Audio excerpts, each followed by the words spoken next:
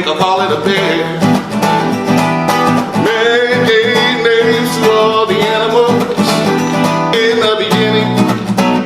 In the beginning, man gave names to all the animals in the beginning, a long time ago. Didn't that make you smile? Yeah. I mean, such creativity. Did you write that song? Okay. Well, you might have written that song. I just love the creativity in that song, don't you? Yes. I was just smiling, and you knew when it was slithering by the lake, you knew what he was going to say. It was so cool. And I always thinking, that's a great song for kids. And I'm thinking, we're all kids. That's what I'm thinking.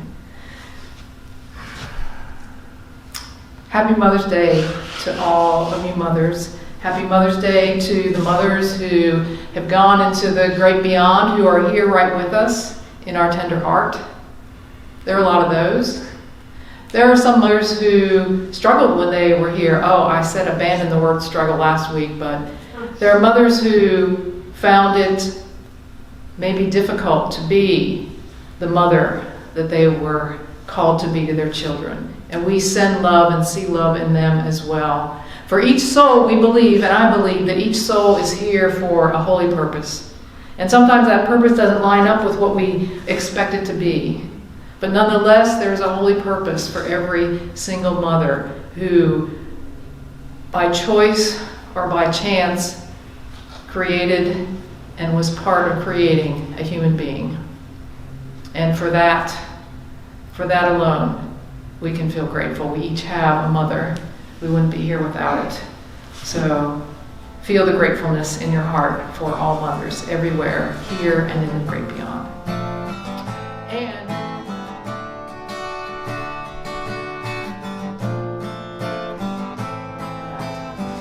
so take a deep breath in with me, will you?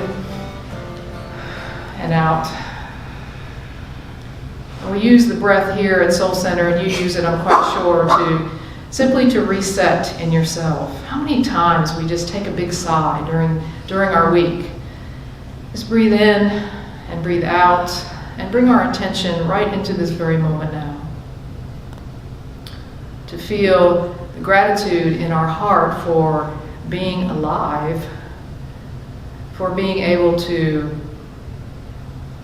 be together, to open our hearts and minds to a greater understanding, to simply be still in the moment and recognize the awesome nature of life itself.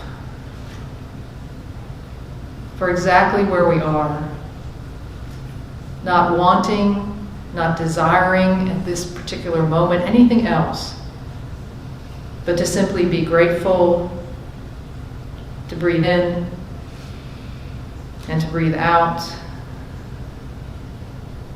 and maybe to know that the divine itself exists in our very being at this moment. Closer than breath, the sweetness of life itself.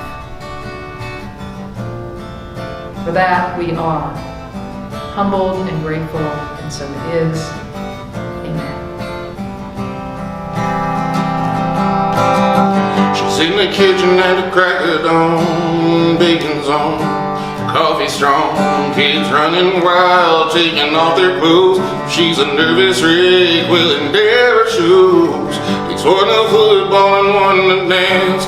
Hits a while for aerobics class, drops by the bank, stops at the store, has on a smile when I walk through the door. The last to go to bed, she'll be the first one up, and I thought I was tough.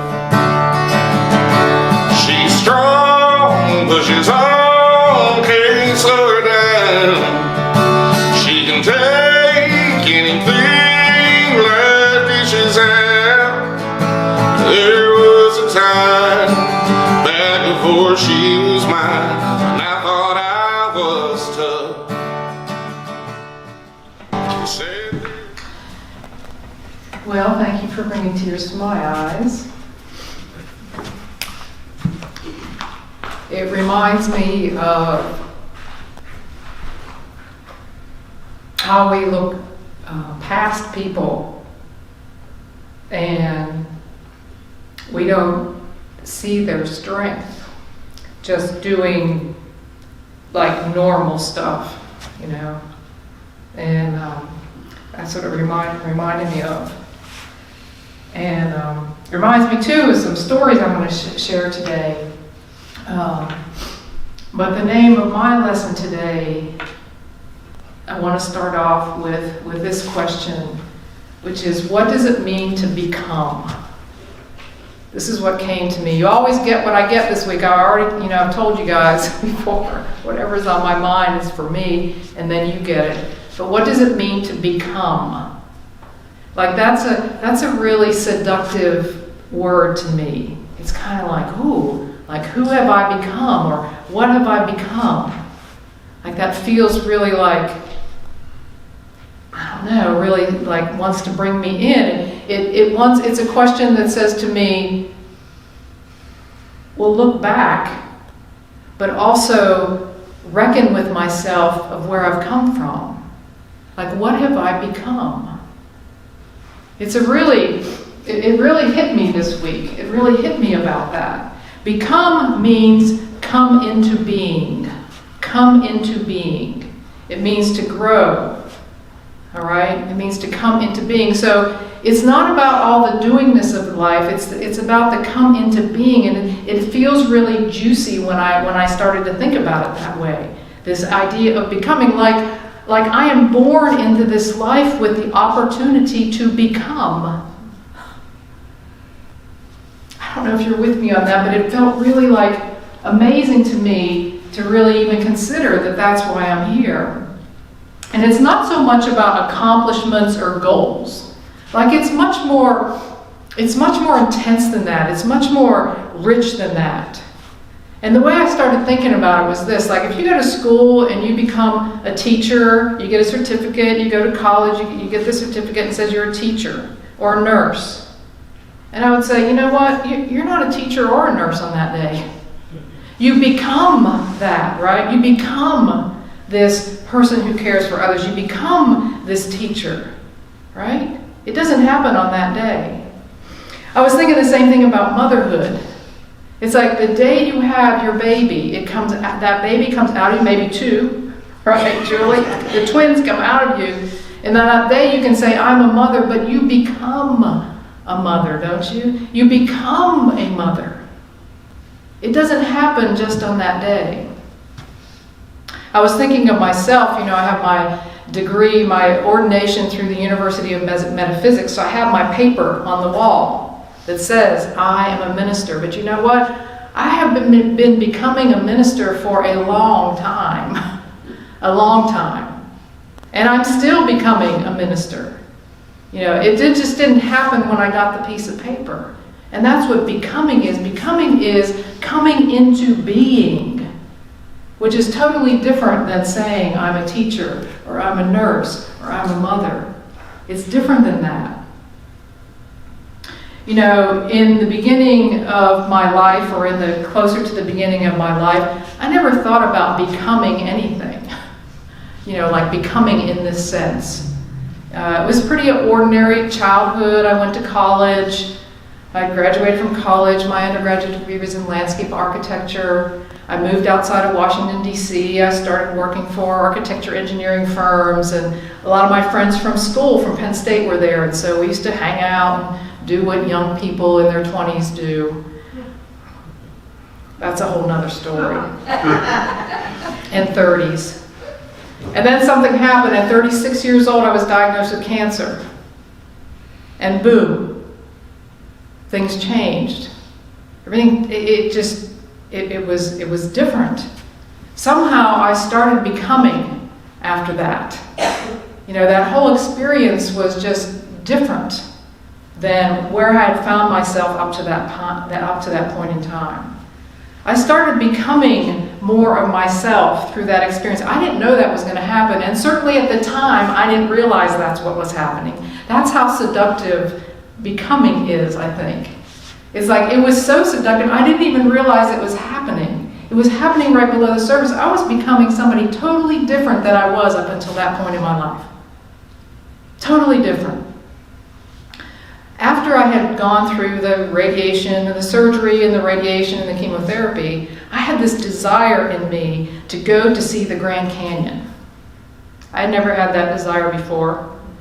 You know, just like it came up into me. And I just didn't want to go to the Grand Canyon. I wanted to go on a Sierra Club work trip, work in Colorado, building a trail, and then I wanted to go from there and go to Grand Canyon and camp by myself to see the Big Ditch. You know, that's what I wanted to do. And I got this stuff, I bought this backpack and stuffed it with all this stuff. And when I tried to put it on my back at the airport, I couldn't even stand up. I was rolling around on the floor, you know. I didn't know what I was doing. I didn't even rent a car when I showed up there. I just called the ranger that was working on this service project with the Sierra Club and said, hey, I'm going to be at the airport at such and so a time. Can you pick me up? I'm like, who is this person? Who is this person that never thought of that before at all? You know what? I was becoming. And I didn't know I was becoming. I was becoming someone totally different than I had been up to that point in time. And I didn't even know who or what I was becoming. But now when I look back, I realize that that's what was happening. I was in the middle of it. I was becoming, I believe now with this perspective, who and what I was to be in this life. I was becoming a better person. I was becoming more curious about life. I was becoming a person who questioned what they believed in and how they treated other people and what was important. I became to understand for myself that freedom was immensely important to me.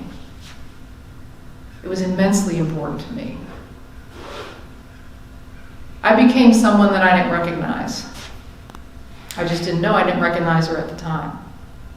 And then, let me fast forward 10 years because there's a whole long story, and you all have this kind of story as well. I just happen to be the one sharing it today, right?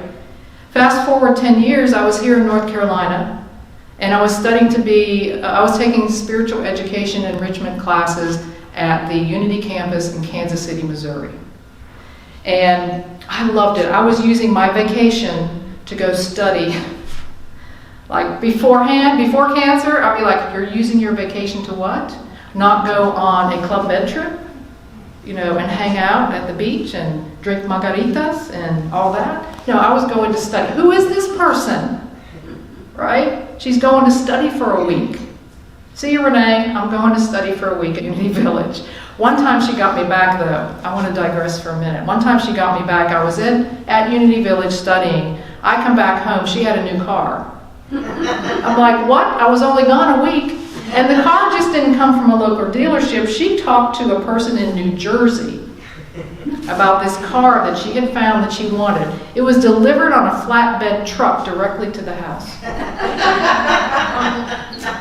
Crazy stuff happens. I'm like, who are you? What are you becoming? What am I becoming? So I'm out at Unity Village taking these spiritual classes, and there's a chant that helps me and reminds me of what's happening in my life. And it goes like this: I am closer than I've ever been to being who I really am. And we started chanting that in this class.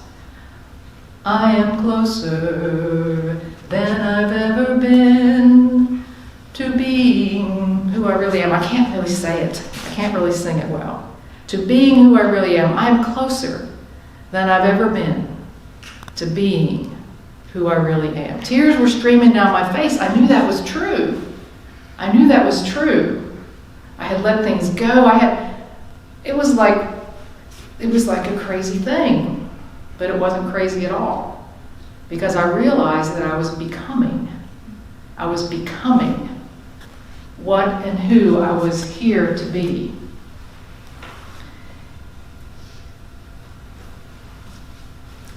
Then I thought about this as I was preparing this lesson. You know, we did a book study recently on Dharma. Dharma is the reason, the work that I'm here to do, the vocation that I'm built for, It's the doing part of life. I'm like, well, what about Dharma? What about what I'm here to do? How does that reconcile with what I'm here to be? Because Dharma, like I said, is what you're built for. You know what that is. Right now it's this for me. It's been a lot of different things, but right now it's this. How does that work? How does Dharma fit into the picture?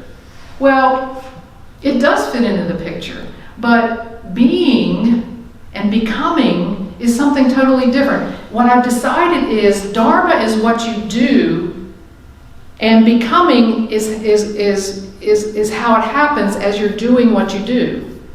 Like you do what you do and you become in that process.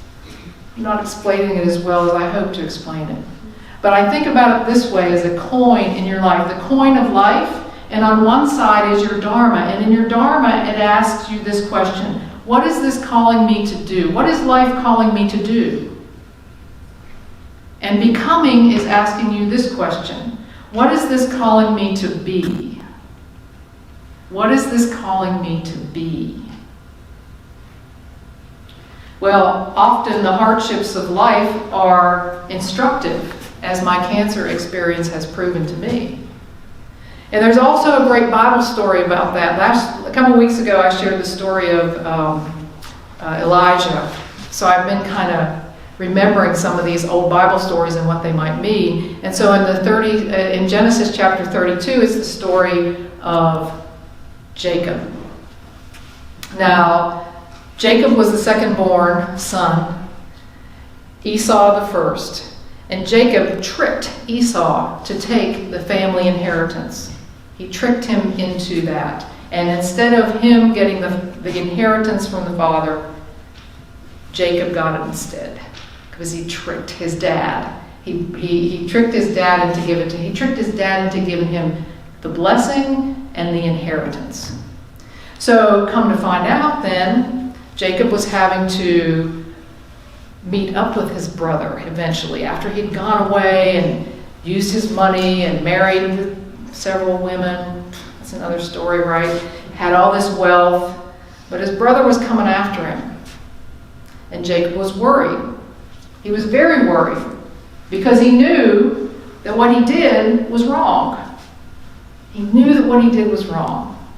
So he's like, okay, Esau's coming after me. What's the best thing I do? First thing, need to hide the family, because I don't want him to kill my family. So he sends his family away, and they're protected, right? The second thing he does is send out a bunch of gifts to Jacob, or to Esau rather. He sends goats and pigs, and he sends the animals that Jared was talking about, and he sends grain, and he sends all these things out to soften him up. Don't want him to be too mad when I meet him. And then he goes back into himself, and this is the famous story you may recall of Jacob wrestling with the angel, or with God, or with another man, depending on the interpretation that you read.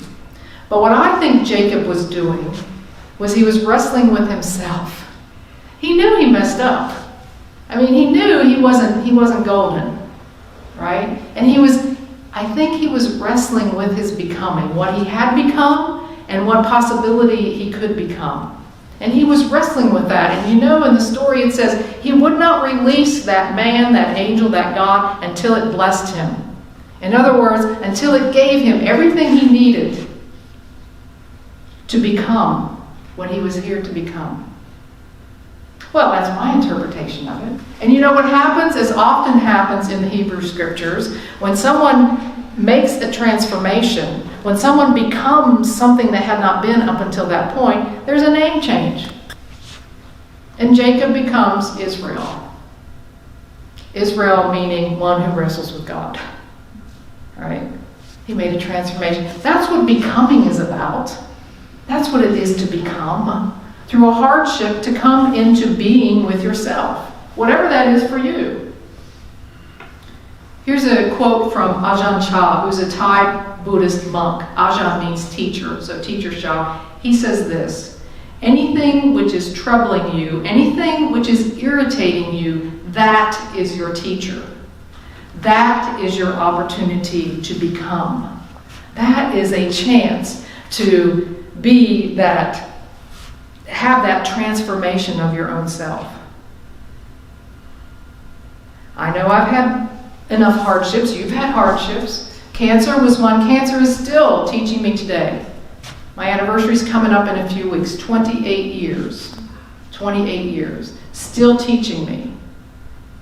Still teaching me. You know what else still teaches me? And not a lot of people know this. I had a friend in high school. Her name is Janice Gordon. She ran on the track team with me. And the day before the last day of school, she was killed in a car accident. You know, she's still teaching me today. That experience, that hardship for me, never mind the hardship for her family, but her hardship for me is still teaching me. Still teaching me today. When I did a memorial service for a 1-month-old baby, that is teaching me today. That hardship for me, never mind the hardship for that family, is teaching me today. That is helping me become more of what I want to become. Getting fired from a job.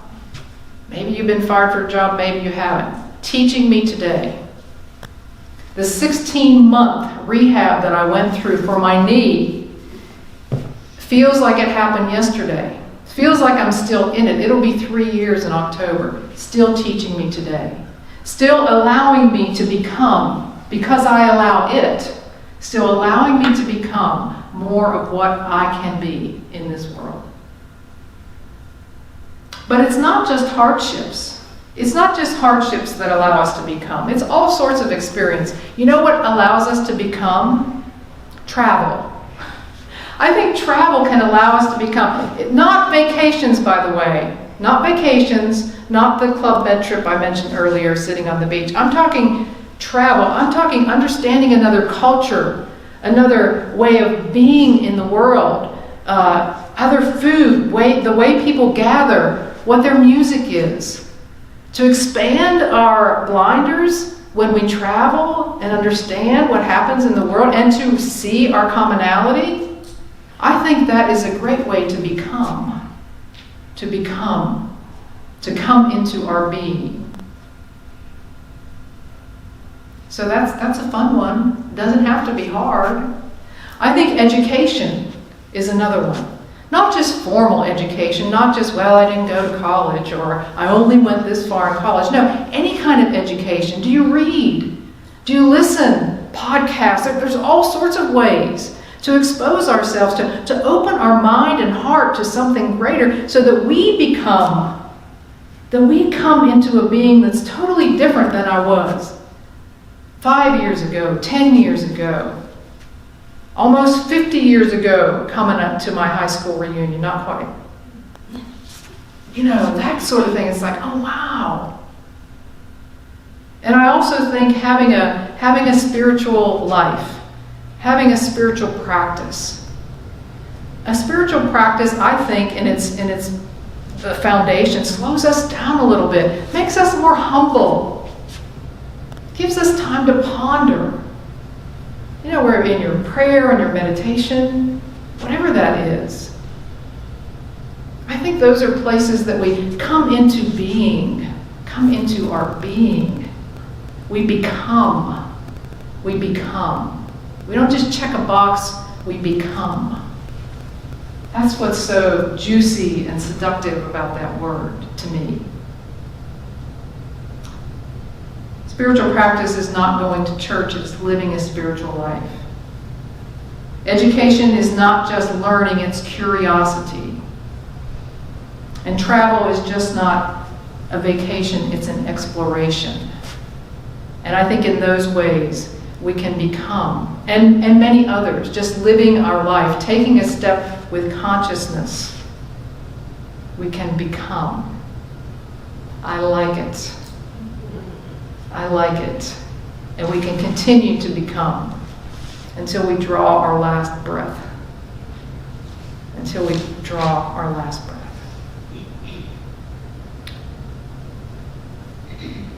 So what is that for you? What have you become? What are you becoming? Something to ponder. You have a story. It's not my story, but I bet you it has some similar things in it. So we're just going to take a few moments now in our meditation time and to be still and to just allow this idea of becoming. Who and what am I becoming? What have I become? What is the possibility for me to come into my own being? That's really what it's about. For me to come into being. So take a deep breath in and another one out. And let's sit for just a while in meditation together with an open heart and an open mind in these sacred moments now.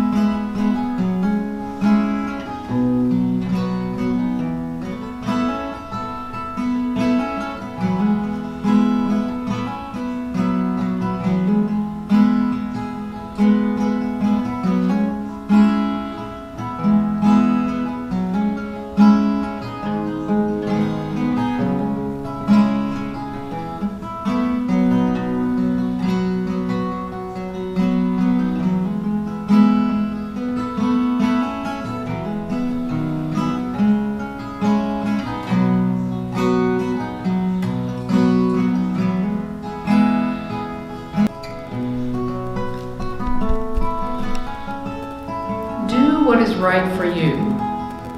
Do it over and over again. Lean into the light. Keep going even when it is hard, especially when it is hard. Do not let doubt stop you. Trust the process when your mood is low. Let growth be your mission. Let healing be your reward. Let freedom be your goal.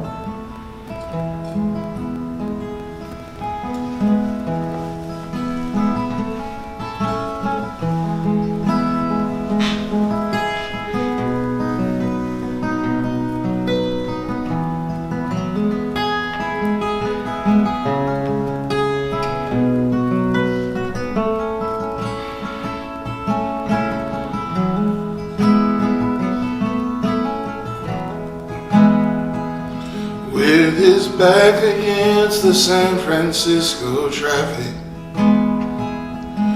on the bridges there's the faces towards the jail, setting out to join a demographic. He hoists his leg up over the rail. A phone call is made, police cars show up quickly. The sergeant slams his passenger door. He says, "Hey son, why don't you talk through this with me? Just tell me what you're doing it for. Oh, it's a little bit of everything. It's the mountains, it's the fall. It's the news at 6 o'clock. It's the death of my first dog. It's the angels up above me. It's the song that they don't sing. It's a little bit of everything. Thank y'all for being here. Yeah, it feels good. I hope to see you next week as well. So let's pray the way we do, yes? For those of you here for the first time, you can listen in. If you know the words, say them. But here's how we close. May I be filled with loving kindness. May I be well. May I be peaceful and at ease. May I be happy. May all beings be filled with loving kindness. May all be well. May all be peaceful and at ease. May all be happy. And so it is. Until next time, amen. It's a little bit of everything. It's not some message written in the dark or some truth that no one sees. It's a little bit